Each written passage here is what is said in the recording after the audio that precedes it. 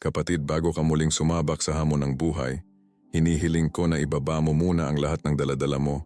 at huminga ng malalim dahil ramdam ko ang bigat sa iyong mga balikat, yung pagod na hindi nakukuha sa tulog at yung ngiti na pilit mong ipinapakita. Kahit sa loob ay gusto mo nang sumuko, alam kong lumalaban ka pa rin kahit ubos na ubos ka na. Pero sa oras na ito, hayaan mong ang Diyos muna ang bumuhat sa iyo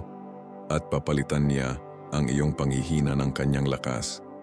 Kaya halika at ilapit natin sa Kanya ang puso mong napapagod pero patuloy pa ring umaasa.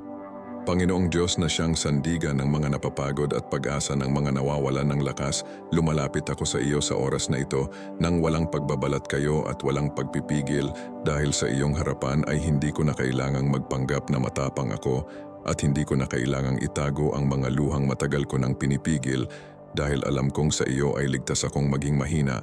ligtas akong umiyak at ligtas akong magpahinga mula sa lahat ng bigat na aking dinadala. Ama, inaamin ko na sa mga nagdaang araw ay pakiramdam ko ay nauubos sa kakaisip kung paano pagkakasyahin ang kakarampot na hawak ko, nauubos sa kakaintindi sa mga taong nasa paligid ko, at nauubos sa kakahintay sa mga pangako at pangarap na. Tila ba ang tagal-tagal dumating at minsan ay tinatanong ko ang sarili ko kung hanggang kailan ako magtitiis at hanggang kailan ako maghihintay sa liwanag na sinasabi nila. Pero sa kabila ng lahat ng tanong at pagdududa ay heto pa rin ako, Panginoon, nakaluhod sa iyong paanan at pilit na kumakapit dahil alam kong wala akong ibang mapupuntahan kundi sa iyo lamang at alam kong sa iyo lamang ako makakahanap ng tunay na kapahingahan na hindi kayang ibigay ng mundong ito. Panginoon, alam kong nakikita mo ang bawat sakripisyo ko, ang bawat pagising ko ng maaga, kahit gusto ko pang matulog, ang bawat pagod ng aking katawan na parang binubugbog araw-araw para lang maitaguyod ang aking pamilya at ang bawat ngiti na ipinapakita ko sa kanila para lang huwag silang mag-alala. Kahit nasa loob-loob ko ay gusto ko nang sumigaw at sumuko. Pero salamat, Ama, dahil sa tuwing nararamdaman kong bibigay na ako, ay nararamdaman ko rin ang iyong kamay na umaalalay sa akin at bumubulong, na kaya ko pa na huwag akong susuko dahil malapit na ang tagumpay. Hinihiling ko ngayon, Ama, na palitan mo ang aking pagod ng iyong banal na lakas, yung lakas na hindi nanggagaling sa vitamins o sa tulog, kundi yung lakas na nanggagaling sa iyong espiritu, na kayang bumuhay ng mga patay na pangarap at kayang magpatayo sa mga tuhod na nanginginig sa takot at paghihina, dahil naniniwala ako na ang mga naghihintay sa iyo ay muling magkakaroon ng lakas na gaya ng agila na lilipad ng mataas at hindi mapapagod tatakbo at hindi manghihina. Kaya naman buhos mo sa akin ang fresh anointing na magpapanariwa sa aking tuyong kaluluwa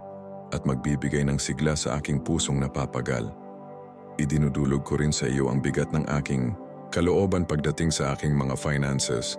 dahil ito ang madalas na kumukuha ng aking lakas at kapayapaan ng isipin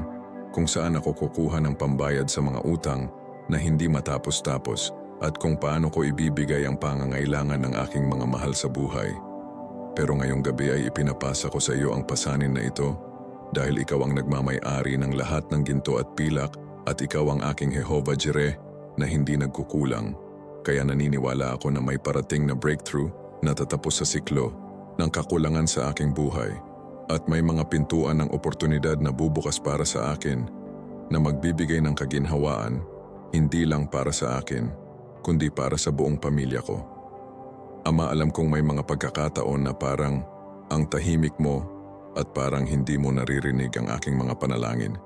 Pero pinipili kong magtiwala sa iyong katahimikan dahil alam kong sa mga oras na tahimik ka ay doon ka masigasig na kumikilos at naghahanda ng mga bagay na higit pa sa aking hinihiling at inaasahan. Kaya naman, habang naghihintay ako ay tuturuan ko ang aking puso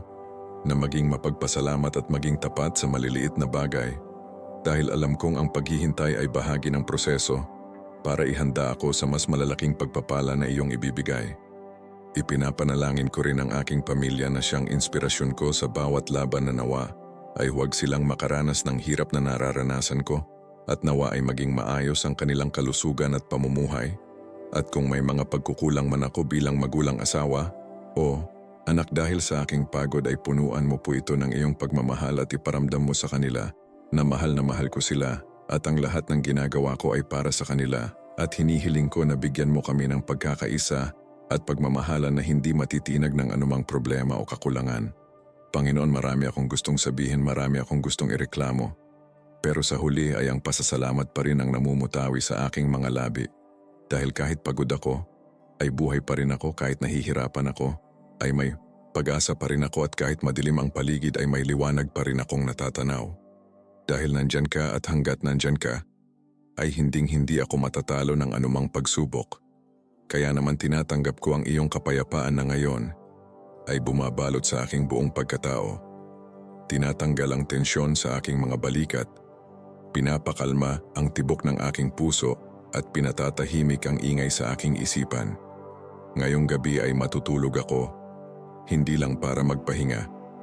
kundi para mag-recharge sa iyong presensya, at gigising ako bukas na may bagong pag-asa, bagong tapang at bagong pananampalataya, na ang araw na darating ay magdadala ng magandang balita at mga sagot sa aking mga panalangin, dahil hindi sayang ang bawat patak ng luha at pawis ko, dahil tinitipon mo ito at gagawin mong pataba para sa masaganang ani ng aking tagumpay. Kaya Panginoon, salamat sa pagod dahil ipinapaalala nito na kailangan kita, salamat sa hirap dahil tinuturuan ako nitong maging matatag, at salamat sa paghihintay dahil pinalalalim nito ang aking tiwala sa iyo. At ngayon ay bibitawan ko na ang lahat ng bigat at hahayaan kitang yakapin ako ng mahigpit gaya ng isang ama na yumayakap sa kanyang anak na galing sa mahabang biyahe, at sa iyong yakap ay panatag na ako, buo na ako at handa na uling lumaban. Sa pangalan ni Jesus na aking pahinga at lakas ay tinatanggap ko ang kaginhawaan at pag-asa na ito. Amen.